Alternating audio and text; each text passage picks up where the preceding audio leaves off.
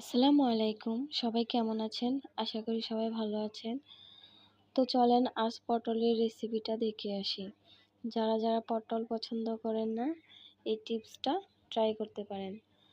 তো আমি এখানে পটল আর আলুগুলো ভালো করে কেটে নিলাম।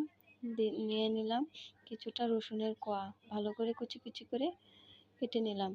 একটা টমেটো দিয়ে দেব। তো একটা প্যানে আমি এখন নিয়ে নিলাম তেল। দিয়ে দেব রসুন কুচিগুলো। রসুন কুচি দেওয়ার পরে দিয়ে দেব আলু আর পটল। একটু সিদ্ধ হওয়ার পরে এখন আমি এখানে দিয়ে দেব হলুদের গুঁড়ো, দিয়ে দেব স্বাদ মতন লবণ, আবার একটু ঢাকা দিয়ে দেব। তো দেখতেই পাচ্ছেন একটু সিদ্ধ হয়ে গেছে। এখন আমি এখানে মরিচের গুঁড়ো, ধনিয়ার গুঁড়ো আর টমেটোটা দিয়ে দেব। একটু ভাজা ভাজা করে নেব। তো দেখতেই পাচ্ছেন কি সুন্দর একটা কালার এসেছে।